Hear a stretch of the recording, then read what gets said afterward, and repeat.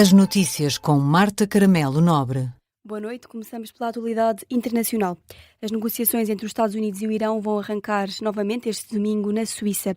A confirmação foi avançada pelo Ministério dos Negócios Estrangeiros suíço após o cancelamento da reunião prevista para a passada sexta-feira. O processo conta com a mediação diplomática do Paquistão e do Catar. Os principais emissários de Washington, incluindo o enviado especial para o Médio Oriente, Steve Witkoff, e o conselheiro Jared Kushner, já se encontram em território suíço. E sabe-se também que a esta altura o vice-presidente norte-americano já está a caminho.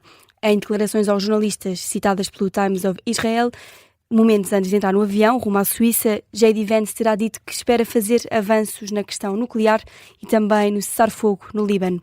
São negociações que surgem cerca de um dia depois de Donald Trump ter afirmado que não vão ser cobradas portagens no Estreito de Hormuz durante ou após o cessar-fogo provisório de 60 dias, a menos que sejam os Estados Unidos a impor essas portagens, e tal só vai acontecer se as negociações de paz fracassarem.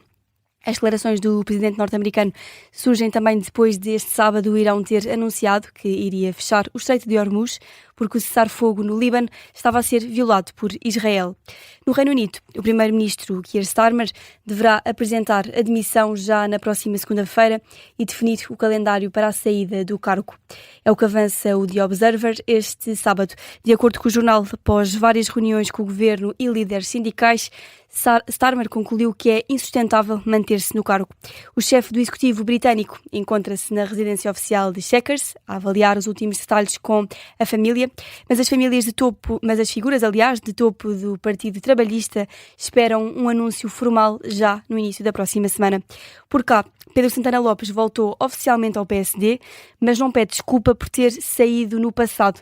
O presidente da Câmara Municipal da Figueira da Foz reitera que voltou a ser oficialmente militante do PSD por causa dos tempos difíceis que o país vive e que existe em combate político. Está de regresso e agora é oficial. Pedro Santana Lopes volta a ser militante do PSD, mas não se engane quem esperava um meia-culpa. Não gosto de ser sonso e por isso, agradecendo-vos que me recebam de volta, eu não sou capaz de pedir desculpa porque eu agi de acordo com a minha consciência. E vem mesmo o tempo de defender o partido depois do chumbo da reforma laboral. Quando se fala em reformar mais, eu preciso que cada um que diz isso e cada uma diga muito bem, mas quais reformas, até onde e com quem, como se viu ontem, naquele espetáculo confrangedor na Assembleia da República. E se a referência a Pedro Passos Coelho tiver passado entre os pingos da chuva, Santana passa mais uma rasteira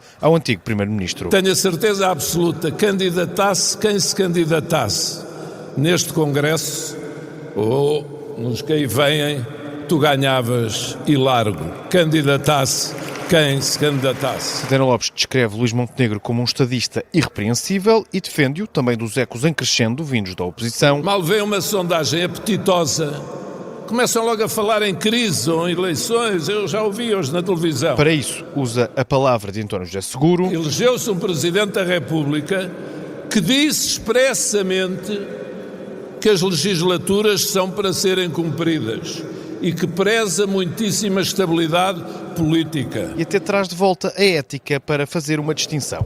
É tão curioso, quando está o centro-direita no poder, há sempre suspeitas sobre as nossas honras, sobre a honra de cada um.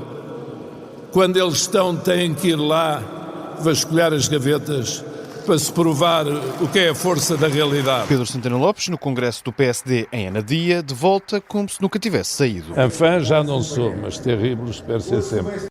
Jornalista Vasco Maldonado Correia com a surpresa da noite no Congresso do PSD. À saída, o antigo primeiro-ministro acrescentou ainda que gostava de ver Passos Coelho no Congresso do PSD e afastou um regresso a um papel muito ativo dentro do partido. O Congresso do PSD arrancou um dia depois do chumbo da reforma laboral, mas os sociais-democratas continuam a contar com o Chega.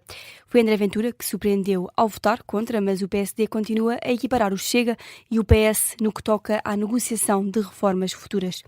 Num congresso que arrancou na ressaca da derrota do pacote laboral, os principais protagonistas do governo e do partido reafirmaram que o PSD não tem preferências para negociar. Miguel Viterbo Dias. O PSD apareceu no Congresso ferido pela derrota da reforma laboral, mas a puxar pela paciência dos principais protagonistas ao garantir. Não há, nem vai haver, parecer preferencial. Isso é muito claro para nós. Sebastião Bugalho será o novo porta-voz do partido, assegura que a tática vai continuar a mesma.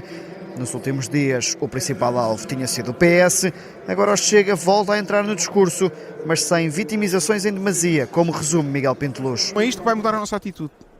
Eu só quero reafirmar isto porque parece agora que o PSD vai amoar e que o Governo vai amoar e que já não há mais nada. E um dos pivôs das negociações garante que o PSD vai continuar a equiparar Chega e PS. Hugo Soares, como é que é possível ainda na cantiga de alguns que se o Chega e o Partido Socialista desistiram do país, nós não vamos desistir de o chamar à razão. Hugo Soares a assegurar disponibilidade para as maratonas negociais, com o Governo a manter o tom entre os dois partidos. O PS pôs sempre à parte e forçou o GT à parte, quis tratar o GT como o PCP trata a CGTP e depois evidentemente o Chega aqui mostrou que não está à altura de governar. Paulo Rangel divide o mal pelas aldeias, mas António Leitão Amaro reforça a pressão sobre José Luís Carneiro. É uma postura mais imobilista, mais oposicionista ao país, mais bloqueadora de reformas, até que o Partido Socialista depende de uns tantos em várias coisas. E até mesmo o Ministro do Trabalho mantém equidistância para os dois partidos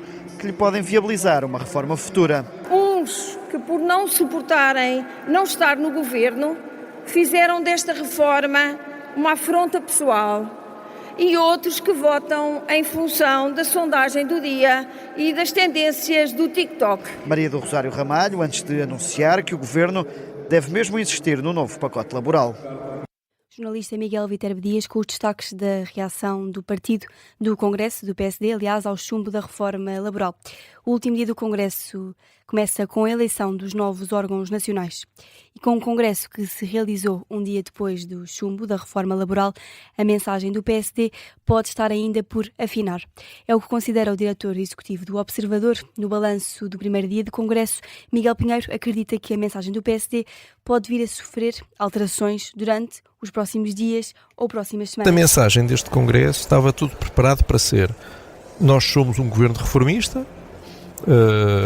Aqueles quadros que iam passando enquanto o Luís Montenegro falava com listas, não conseguimos ler. Com listas em letra mínima sobre os conseguimentos do governo. Tudo isto estava pensado para passar essa mensagem, que na realidade era a grande resposta a Passos Coelho.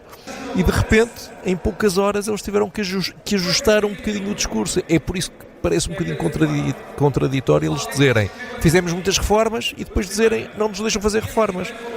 Porque eles tiveram pouco tempo. O que eu quero dizer com isto é que não tenho a certeza de que esta mensagem que está a ser passada hoje aqui no Congresso seja necessariamente uma mensagem que vai durar muito tempo. Miguel Pinheiro, na análise do primeiro dia do Congresso do PSD. Este domingo, a edição de fim de semana de E o Vencedor é realiza-se a partir do Velódromo de Sangalhos, no Congresso dos Sociais-Democratas. Fechamos com o Mundial de Futebol. Terminou o jogo Equador-Curaçao há cerca de uma hora, uma partida que ficou empatada a 0-0 e que deixa assim tudo em aberto no grupo E do Mundial de Futebol. Para esta madrugada está marcado ainda mais um jogo, Tunísia-Japão, uma partida que vai ser acompanhada pelo jornalista Martim Madeira. E ainda no Mundial, convém lembrar que durante a tarde de sábado, os Países Baixos venceram a Suécia por 5-1 e já durante a noite houve uma reviravolta alemã sobre a Costa do Marfim por 2-1. A seleção da Alemanha garantiu a qualificação para a próxima fase com 2 vitórias em 2 jogos. Uma nota ainda sobre a seleção portuguesa, que continua a esta altura a preparação para o jogo da segunda jornada da fase de grupos. Treina este domingo, logo pela manhã, em Palm Beach. Portugal defronta na terça-feira o Uzbequistão.